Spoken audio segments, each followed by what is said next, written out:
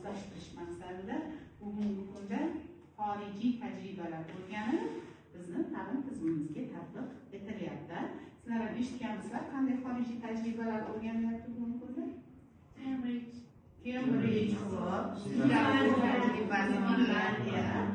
yaxshi. Demak, bugungi mavzumiz shu bilan bog'liq. Rejani yozib olamiz. Rivojlangan xorijiy davlatlarda biologiya ta'lim mazmunining o'ziga xos jihatlari. Yozib olamiz rejani. STEM ta'limining o'ziga xos tomonlari va uni biologiya darslariga tatbiq etish yo'llari.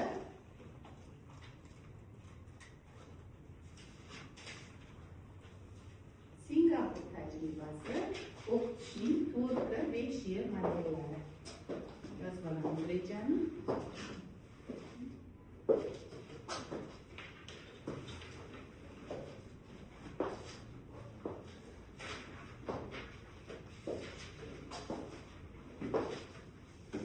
Mana shu ta'limni rivojlantirish maqsadida bizda va xalqaro tajribalarni ommalashtirish maqsadida O'zbekiston Respublikasi Vazirlar Mahkamasining 2018-8 dekabrdagi 997 sonli, ya'ni xalq ta'limi tizimida ta'lim sifatini baholash sohasidagi xalqaro tadqiqotlarni tashkil etish chora-tadbirlari to'g'risidagi qarori qabul qilindi. Mana shunga muvofiq xalq ta'limi tizimida ta'lim sifatini baholash bo'yicha xalqaro tajribalarni joriy etish, xorijiy hamkorlikni rivojlantirish hamda o'quvchi yoshlarni ilmiy tadqiqot, innovatsion faoliyatini qo'llab-quvvatlash masalasi ko'tarildi. Buni nazorat qilish maqsadida ta'lim sifatini nazorat qilish davlat inspeksiyasi huzurida ta'lim sifatini baholash bo'yicha xalqaro tadqiqotlarni amalga oshirish milliy markazi tashkil etildi. Endi mana bu milliy markaz tomonidan bugungi kunda amalga oshirilayotgan xorijiy tadqiqotlar doimiy nazorat qilib boradi, yangi metodikalar ommalashtiriladi va ta'lim tizimidagi yutuqlar tahlil qilib boriladi. Shu bilan birgalikda O'zbekiston Respublikasi Prezidentining 2019-yil 29-apreldagi 5712 sonli, ya'ni O'zbekiston Respublikasi xalq ta'limi tizimini 2030-yilgacha rivojlantirish nimasi ishlab chiqildi? Konsepsiyasi ishlab chiqildi. Mana shu konsepsiyaga muvofiq 2030-yilga kelib dunyoning 30 ta ilg'or mamlakatlari qatoridan bizning davlatimiz ham o'rin olishi prezidentimiz tomonidan ta'kidlab o'tildi. Demak, shunga bizda hozir dastlabki qadamlar qo'yildi. Bilasizlar, 2021-yildan boshlab xalqaro tadqiqotlarda ishtirok eta boshladik. Bu xalqaro tadqiqotlarda ishtirok etish bizga nima beradi? Jahon ta'lim sifatlarida raqobatlarni o'rganayotgan qo'llanmalar, darsliklar bilan ta'lim tizimini o'zimizga olib kirib, o'zimizda o'sha amalga oshirgan holatda bizda ham o'quvchilarni o'sha xalqaro darajadagi reytingga chiqarish maqsadi hisoblanadi. Yaxshi. O'sha ta'lim tizimini xalqaro darajaga ko'tarishga xizmat qiladi. Endi qaranglar, mana biz hozir xalqaro tadqiqotda ishtirok etyapmiz va bu tadqiqotlarning asosiy maqsadi mana shu respublikamizdagi ta'lim tizimi holatini baholab berish, o'quvchilarni savodxonligini baholab berishda, ilmiy dunyoqarashi, matematik yoki bo'lmasam o'qish savodxonligini baholash bilan birgalikda shu yerdagi o'quvchilarni bilimiga baho berishda, demak, xalqaro standartlarga javob bera oladimi yoki yo'qmi? Shu nuqtai nazardan o'sha kamchiliklarni o'z vaqtida bartaraf etish, bo'shliqlarni aniqlash uchun ham mana shu xalqaro tadqiqotlarda ishtirok etish bizga nima qilindi? Asosiy vazifalardan biri sifatida belgilab berildi. Hop, endi keyingi nimamizga o'tadigan bo'lsak, men hozir yuqorida sizlarga aytib o'tdim, bir qancha xorijiy tajribalar o'rganilib, O'zbekiston ta'lim tizimiga tatbiq etila boshladi degan. Mana shunday tajribalardan biri Singapurning maktab ta'lim tizimida keng qo'llaniladigan loyiha ishlari. Ularni yaratish va o'quvchilarning ijodiy rivojlanishi uchun nima yaratish? Sharoit, imkoniyat yaratishdan iborat. Mana shu loyiha ishlari natijasida o'quvchilar muayyan mavzular bo'yicha izlanish olib boradi, tadqiqot olib boradi, kuzatish olib boradi.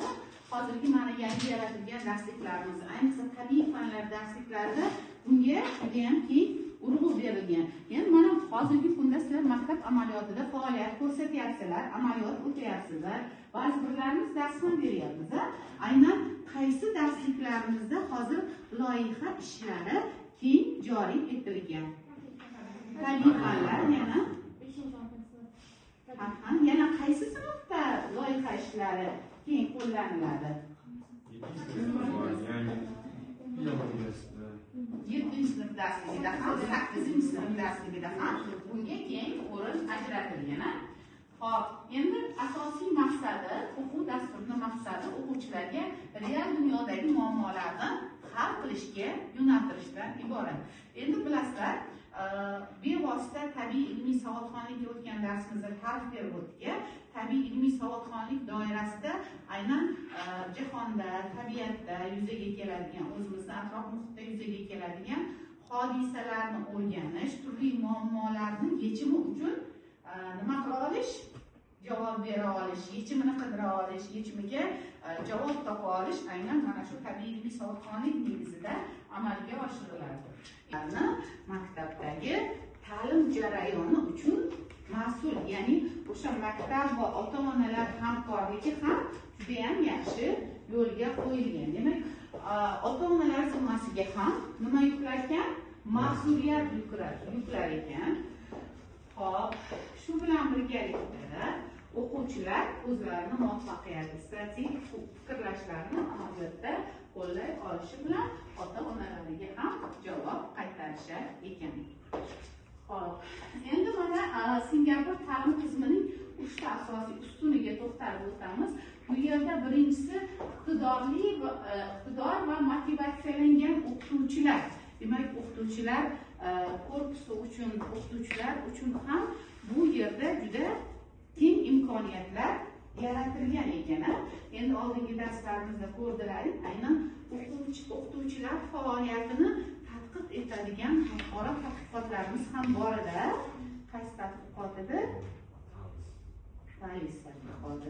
Demak, mana shu doirada aytib o'tishimiz mumkinki, o'qituvchilarga ham juda keng imkoniyatlar yaratilgan ekan va mehnatni rag'batlantirish, ularga motivatsiya berish uchun alohida e'tibor berilar ekan. Endi keyingisi ilg'or texnologiyalar va usullarni ta'lim amaliyotida qo'llash hamda hozirgina aytib o'tganimizdek ota-onalar hamjamiyati bilan faol hamkorlikni ta'minlash.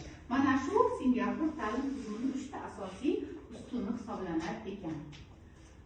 Xo'p, endi Singapur tabiiy fanlar o'quv dasturi asosi ilmiy izlanish ruhi va amaliyot asosida tuzilgan hamda fan amaliyoti uchun zarur bo'lgan 3 ta ustunga tayanar ekan. Ya'ni bulardan bittasi birinchisi buni tushunish va qo'llash, keyingisi ko'nikmalar va jarayonlar, ya'ni inspire ilhomlashtirish, inquire so'rov yubormoq yoki ma'lumot olish, innovat yangilik kiritish orqali nima qilingan ekan?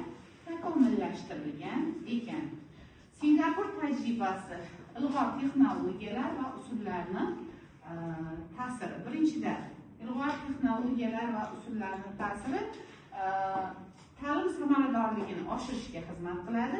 Ikkinchidan, individual ta'lim yondashuvini, interaktiv va qiziqarli ta'lim jarayonini ta'minlaydi, hamkorlik va jamoada ishlash ko'nikmalarini o'quvchilarda rivojlantirishga yordam berar ekan. O'qitish modellaridan biri bugungi kunda ta'lim amaliyotga joriy etilgan ta'limni 4K modeli hisoblanadi. Xo'p, 4K modelni mazmun mohiyati nimadan iborat va bizda tatbiq etilishidagi sharoit nimadan iborat? Bunga qisqacha to'xtalib o'tamiz. Endi mana barqaror rivojlanish maqsadlarida UNESCO tomonidan qabul qilingan ta'lim sohasidagi asosiy xalqaro hujjatda belgilangan va kognitiv, ijtimoiy, emotsional, xulq-ahvolni o'rganish natijalarini aniqlashga nima qilingan? Yo'naltirilgan. Demak, mana shu xalqaro tajribalar asosida UNESCO ta'limida bunga alohida UNESCOda ta'limga oid siyosatida bunga alohida e'tibor berilgan ekan. Shu bilan birgalikda men o'tgan darsimda ham aytib o'tdim sizga global kompetensiyalar haqida. Shu bilan birgalikda bugungi kunda ta'lim amaliyotda keng qo'llanyapti 21-asr ko'nikmalar. 21-asr ko'nikmalari mazmunini nima tashkil etadi? Bunga qisqacha to'xtalib o'tamiz. Buni mazmunini birinchi fundamental bilimlar tashkil etadi. Hozir fundamental bilimlar nimalarda aks etar ekan bugungi kunda?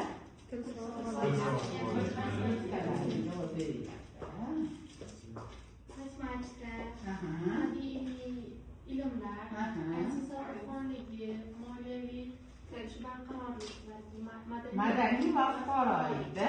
Demak, bugungi kunda bizdan til savodxonligi talab etilar ekan, yoki o'quvchilarda ham til savodxonligini rivojlantirishimiz kerak ekan.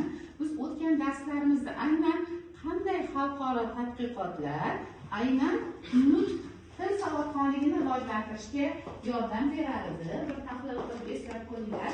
O'tgan darsimizda men aytib o'tdim, qaysi tadqiqot aynan mana shu til savodxonligini rivojlantirishga yordam berar edi. Boshlang'ich sinflarda edi, lekin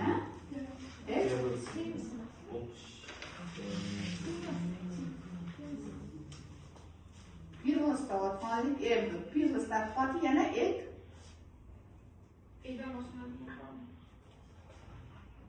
men aytib o'tdim-ku sizlarga bir necha nimalarni aytib o'tdim. Xalqaro tadqiqotlarni sanab o'tdim. EGMA va EGRA tadqiqoti bor edi. Qaysi biri EGMA, qaysi biri EGRA? Bittasi matematik. EGRAsi o'qish, EGMAsi matematik. Demak, EGRA tadqiqotida aynan o'quvchilarning muloqot savodxonligini rivojlantirishga nima qilardi? Xizmat qilardi. Demak, bu ham nazarda tutilgan ekan xalqaro tadqiqotlarda. Va matematik savodxonlik nima uchun kerak edi? Matematik savodxonlik hamma fanning asosi hisoblanadi. Chunki mana biologiyada ham, boshqa fanlarda ham yoki bo'lmasam iqtisodiy rivojlanishimizni oladigan bo'lsak ham, albatta hisob kitobsiz biz nima yurita olmaymiz, ish yurita olmaymiz. Sababi bizni qiladigan foydamiz yoki zararimiz yoki biz yaratgan yangi zot yoki navlarni samaradorligi, qancha hosildorligi, qancha foyda bo'ladi yoki qancha zarar bo'ladi, bularni hammasini o'rganishimiz uchun albatta bizda matematik savodxonlik kerak bo'ladi.